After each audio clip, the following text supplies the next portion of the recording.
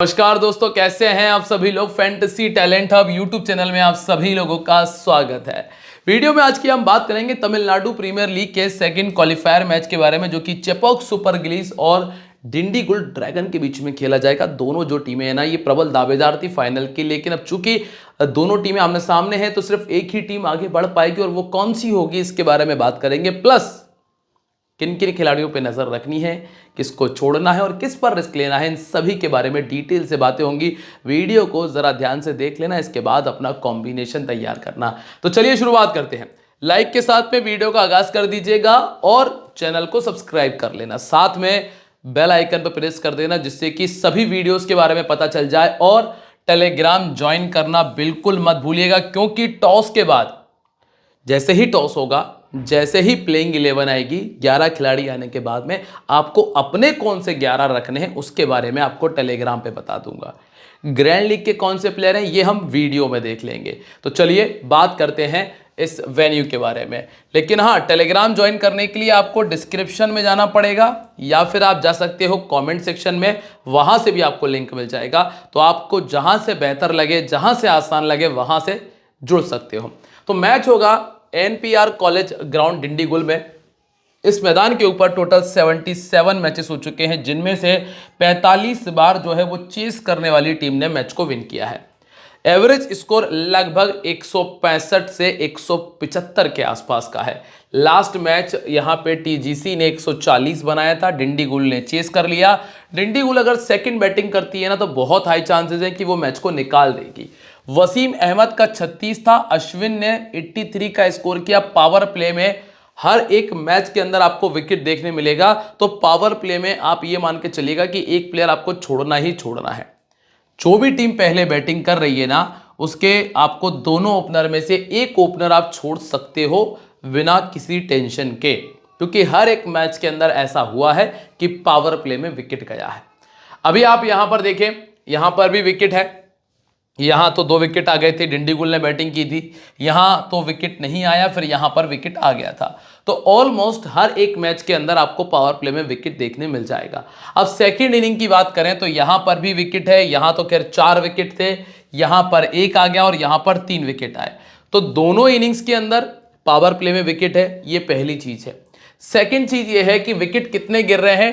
Total 13 wicket, total 12 wicket, total 15 wicket और total 15 wicket. तो almost आपको लगभग 12 से लेकर 15 विकेट देखने मिल जाएंगे। वैसे तो ज्यादातर मैचेस में ऐसा हुआ है कि पहली इनिंग में 2 बार ऐसा हुआ, सिर्फ एक ही बार हुआ जब ज्यादा विकेट गए हों। ज्यादातर ऐसा हुआ है कि सेकंड इनिंग वाली टीम ऑल आउट हुई है। यहां पे 6, 10, 10 ऐसा हुआ है। तो सेकंड इनिंग में विकेट जाने के चांसेस थोड़े से ज्यादा नजर आए हैं। स्पिनर्स को भरपूर विकेट मिले हैं, ऐसा नहीं है कि स्पिनर को विकेट नहीं मिले। कम से कम 5 विकेट स्पिनर के खाते में गिरे ही गिरे हैं, और बचे हुए विकेट फास्ट बॉलर्स ने निकाले हैं। स्कोर करने वाला प्लेयर कौन है, जैसे कि यहां पे वसीम अहमद ने स्कोर किया था, लेकिन क्या किस कीमत पर 36 रन आए थे। 41 गेंदों में बनाए थे 36 रन। अगर इतना स्लो खेल के 36 आ रहे हैं तो फिर आपको स्कोर मिल जाएगा टॉप ऑर्डर से, नहीं तो स्कोर आपको जो बड़ा मिलेगा वो मिलेगा मिडिल ऑर्डर से। जैसे कि यहाँ पे विमल कुमार 55, जैसे कि यहाँ पे आर साई किशोर 55, और अमित सात्विक जरूर ओपन कर रहे थे, और यहाँ पे तो खैर 36 बनाया था 41 गेंदों में। सेकंड इनिंग में आप देखेंगे अश्विन का 83, यहाँ पे बाबा अपराजित 30, संजय यादव नंबर 6 पर बैटिंग कर रहे थे, 55 बनाया, और ऋतिक ईश्वरन ने 39 का स्कोर किया था, ये नंबर 5 पर बैटिंग कर रहे थे। और वैसे तो ज़्यादातर मैचेस में मिडिल ऑर्डर ने स्कोर किया है, तो नीचे के जो प्लेयर है ना, 5वें 6वें नंबर के प्लेयर, उन पर आप फोकस कर सकते हो बिना किसी डाउट के। ठीक है, अगर जो भी टीम पहले बैटिंग कर रही है ना, उसके 5वां नंबर का प्लेयर, 6वें नंबर का प्लेयर जरूर ट्राई करना, अगर वो थोड़ी सी भी बैटिंग कर लेता है तो। ठीक है, आगे बढ़ते हैं। दोनों टीमों के हेड टू हेड की बात करेंगे तो टोटल इन्होंने 12 मैचेस खेले हैं, जिनमें से चेपॉक ने 8 और डिंडीगुल ने 4 मैचेस को विन किए हैं। तो अभी तक तो चेपॉक का पलड़ा भारी रहा है। अब लास्ट टाइम ये 2025 की ही बात है, जब ये दोनों टीमें आमने सामने हुई तो चेपॉक ने 180 बनाया था, डिंडीगुल चेस नहीं कर पाया। इस मैच में बाबा अपराजित ने 56, सुनील कृष्णा ने 32, लोकेश राज के 5 विकेट आए थे, और अभिषेक तंवर ने 2 विकेट निकाले थे। तो दूसरी तरफ रविचंद्रन अश्विन का 67, इंद्रजीत ने 73 और वरुण चक्रवर्ती ने 3 विकेट निकाले थे इस वाले मैच में। पिछले साल की बात है तो वहां पे फिर से बाबा अपराजित का 72, राहिल शाह के 2 विकेट थे जो अब इस टीम में नहीं है। प्रेम कुमार ने 2 विकेट निकाले थे, शिवम सिंह का 64 आया था, अश्विन का 57 और संदीप वॉरियर के 2 विकेट थे। और ये वाला मैच डिंडीगुल ड्रैगन ने जीत लिया था। अभी दोस्तों अश्विन ओपन कर रहे हैं, ये बात का ध्यान रखिएगा, ठीक है। अब सबसे पहले अगर हम डिंडीगुल ड्रैगन की बात करें तो शिवम सिंह और अश्विन दोनों जो ओपनर्स हैं ये बहुत अच्छे ओपनर है, आपको रखना पड़ेगा, मजबूरी है। इसके बाद नंबर 3 का प्लेयर है बाबा इंद्रजीत और नंबर 4 का प्लेयर है विमल कुमार। विमल कुमार को आप ट्राई कर सकते हो अगर आप इंद्रजीत को नहीं रखना चाहते हो तो। इसके बाद है Dinesh H, Honey Saini average player है, के मान बाफना ये भी एवरेज प्लेयर है। इसके बाद गेंदबाजी अगर आप देखोगे तो इनके पास गेंदबाजी बड़ी अच्छी है। पहला ओवर, दूसरा ओवर, मतलब पहला और तीसरा ओवर संदीप वॉरियर लेकर आते हैं। 1 ओवर प्रिय स्वामी का आता है, फिर 1 ओवर वरुण चक्रवर्ती डालते हैं, 1 ओवर डालते हैं अश्विन और 1 ओवर डाल रहे हैं शशिधरन। डेथ ओवर की गेंदबाजी की बात करेंगे तो प्रिय स्वामी आपको डेथ ओवर में नजर आते हैं, वरुण चक्रवर्ती का 1 ओवर आता है और 1 ओवर अश्विन भी आपको डेथ में करते हुए नजर आ जाते हैं। इस मैदान के ऊपर शिवम सिंह ने 7 मैच खेलकर 323 रन बनाए, जिसमें 3 बार ये बड़े स्कोर बना चुके हैं। मतलब अगर देखा जाए तो जो शिवम सिंह है ना, ये आपके लिए एक अच्छा ऑप्शन है जिसको आप टीम में लेके चल सकते हो, ठीक है। इसके बाद रविचंद्रन अश्विन है। अश्विन की अगर हम चर्चा करें तो इन्होंने 10 इनिंग में 256 रन बनाए हैं और इनका बैटिंग एवरेज है लगभग 26 का और ये 2 बार 50 से ऊपर का स्कोर कर चुके हैं। चूंकि अश्विन जो है ना ये गेंदबाजी भी करेंगे, इनके पास में 12 इनिंग में 11 विकेट्स हैं, इसीलिए अश्विन कैप्टन वाइस कैप्टनसी की चॉइस में नजर आते हैं। फिर अगला नाम है बाबा इंद्रजीत का, जिनका 16 इनिंग में 416 रन और एवरेज लगभग 36 का और 3 बार ये 50 से ऊपर का स्कोर कर चुके हैं। मान बाफना 13 इनिंग में 264 रन है और विमल कुमार का 6 इनिंग में 98 रन है और इनका बैटिंग एवरेज है 20 का। हनी सैनी ने 2 पारियों में 25 का स्कोर किया है। गेंदबाजी में शशिधरन को 2 इनिंग्स में 3 विकेट मिल चुके हैं। वरुण चक्रवर्ती को 15 इनिंग में 19 विकेट मिले हैं। चूंकि इस मैदान पर स्पिनर्स को विकेट मिलते हैं इसीलिए वरुण चक्रवर्ती का रिकॉर्ड बहुत अच्छा है। फिर संदीप वॉरियर 8 इनिंग में महज 4 विकेट है और जी पर्यस्वामी को 9 इनिंग में 11 विकेट इस मैदान पर पहले भी मिल चुके हैं। अब जो पहला नाम है वो है शिवम सिंह का।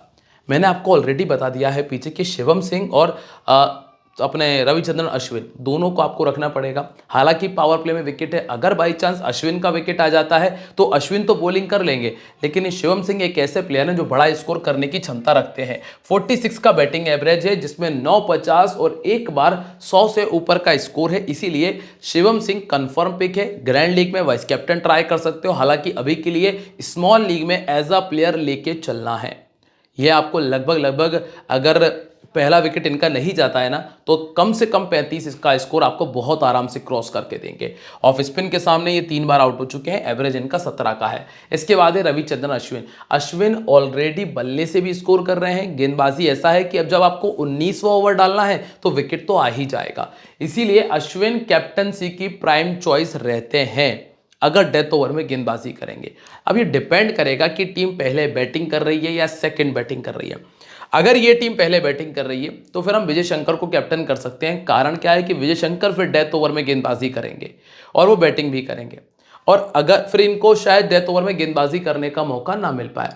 लेकिन अगर ये टीम पहले बॉलिंग कर रही है और सीएसजी पहले बैटिंग कर रही है तो फिर ये डेथ ओवर में डालेंगे और ओपन भी करेंगे, तो फिर हम इनको कैप्टन बना लेंगे, क्योंकि फिर शायद विजय शंकर को डेथ ओवर में बॉलिंग करने का मौका ना मिल पाए।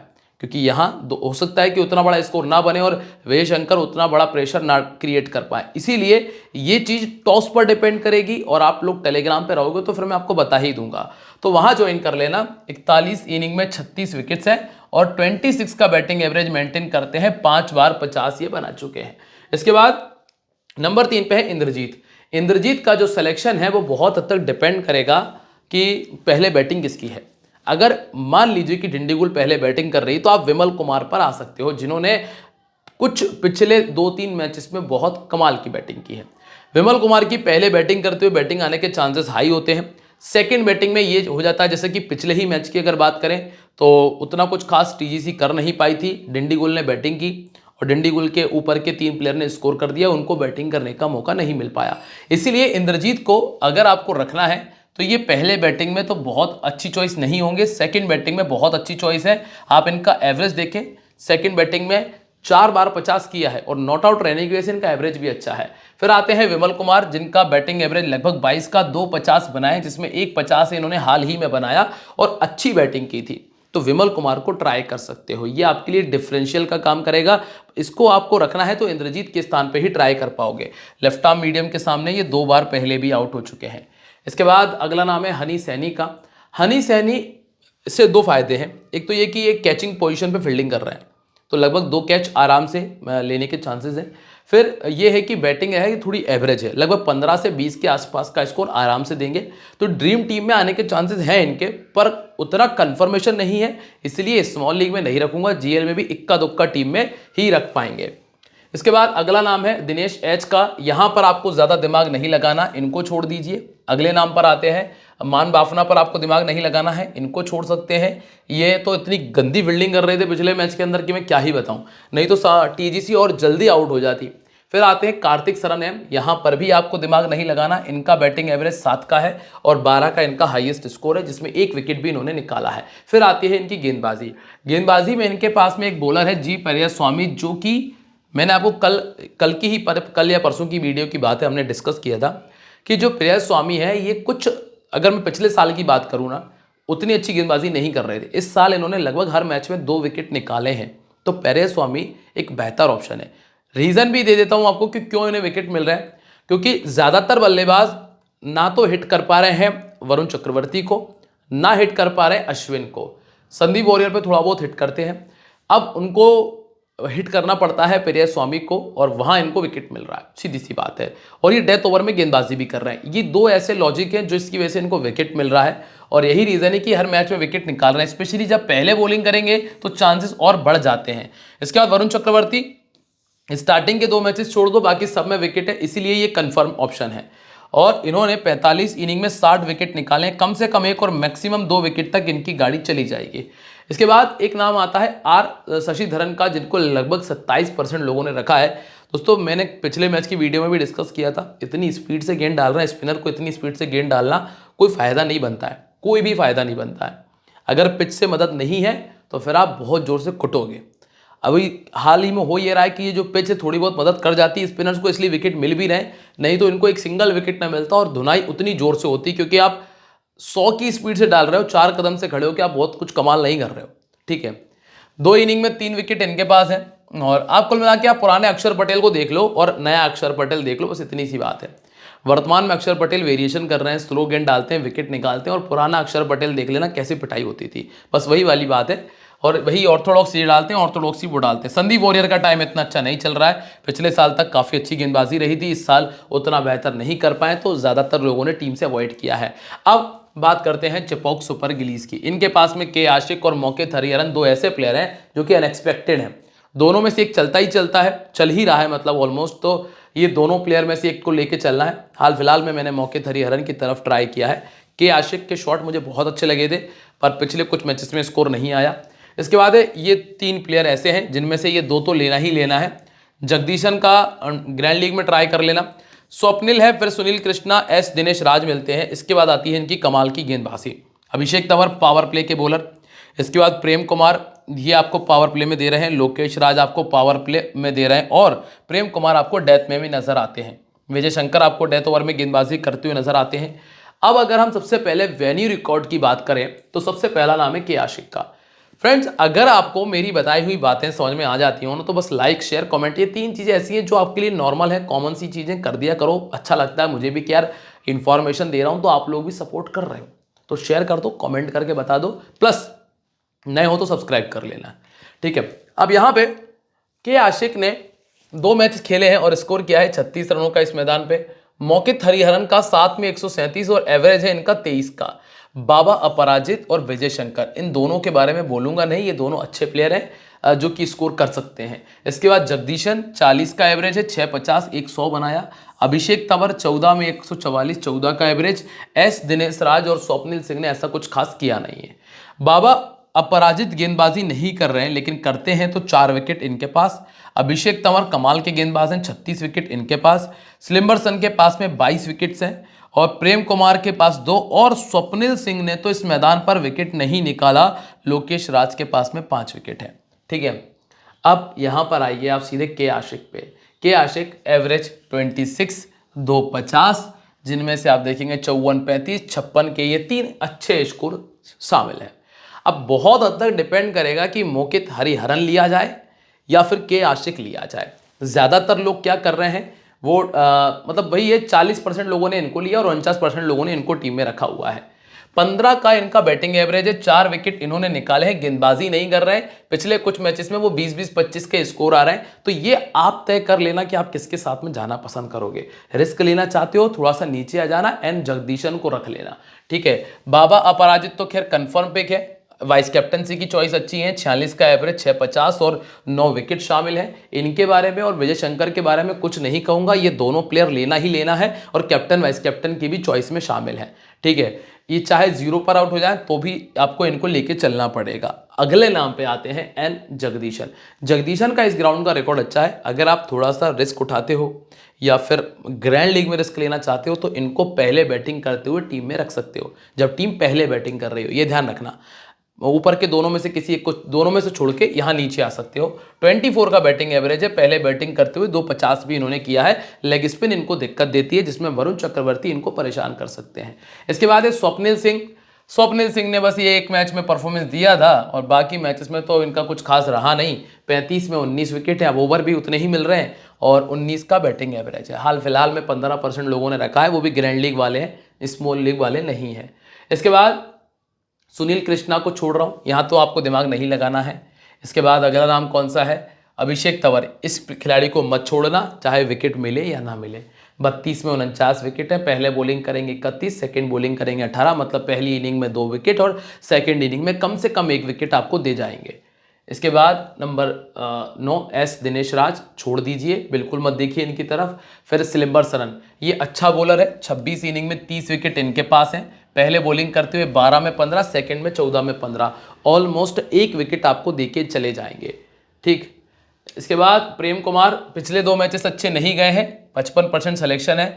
बाकी डेथ ओवर में गेंदबाजी करते हैं, अगर पहले बॉलिंग करें तो रखने में फ़ायदा है क्योंकि फिर डेथ ओवर में गेंदबाजी करने चले जाते हैं। और टीडी लोकेश राज, ये भी पहली इनिंग के ही अच्छे बॉलर रहेंगे क्योंकि ये डेथ ओवर में गेंदबाजी करते हैं और डिंडीगुल के सामने पहले इन्होंने 14 विकेट्स निकाले हैं। मैं हेड टू हेड रिकॉर्ड पर उतना फोकस इसलिए नहीं करता हूँ क्योंकि टीमें बदल जाती हैं। पहले विजय शंकर किसी दूसरी टीम से खेला करते थे, टीडी लोकेश राज किसी दूसरी टीम से खेला करते थे, तो बहुत सारे रिकॉर्ड है जो बदल जाते हैं और डिपेंड करते हैं आपके पार्टनर के ऊपर भी। इसीलिए हेड टू हेड रिकॉर्ड उतना ज़्यादा ज़रूरी नहीं जितना ज़्यादा ज़रूरी है रीसेंट रिकॉर्ड। तो रीसेंट रिकॉर्ड हम डिस्कस करते हैं। हाँ, अगर कोई पर्टिकुलर इंटरनेशनल टीम से ना, वहाँ एक अलग बात है। इंटरनेशनल टीम के सामने एक अलग रिकॉर्ड होता है, जब डोमेस्टिक खेल रहे हैं, लीग क्रिकेट खेल रहे हैं, वहाँ एक अलग चीज़ है।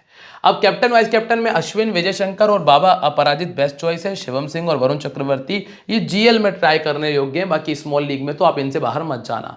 अब है यहाँ पे टीम कॉम्बिनेशन, इंद्रजीत, अपराजित, मोहित हरिहरन, स्वप्निल सिंह, अभिषेक तंवर। अभी के लिए मैंने कैप्टन वाइस कैप्टन ये किए हुए, स्विच कर सकता हूँ, डिपेंड करेगा टॉस पे। ठीक है, सिलंबर सरन, वरुण चक्रवर्ती और पर्या स्वामी के साथ में प्रेम कुमार को टीम में रखा हुआ है। 2 चेंजेस होंगे, वो कैसे होंगे वो मैं आपको टेलीग्राम पे बता दूंगा और टेलीग्राम का लिंक आपको मिलेगा डिस्क्रिप्शन में, कमेंट सेक्शन में, तो जाइए, जाकर ज्वाइन कर लीजिए, जल्दी से ज्वाइन कर लेना। मिलूंगा आप लोगों से अपनी अगली वीडियो में एक बार फिर, तब तक के लिए बाय, जय हिंद, जय महाकाल। और ध्यान रखें, this game may be habit forming और financially risky, so please play responsibly. मिलते रहेंगे आप लोगों से।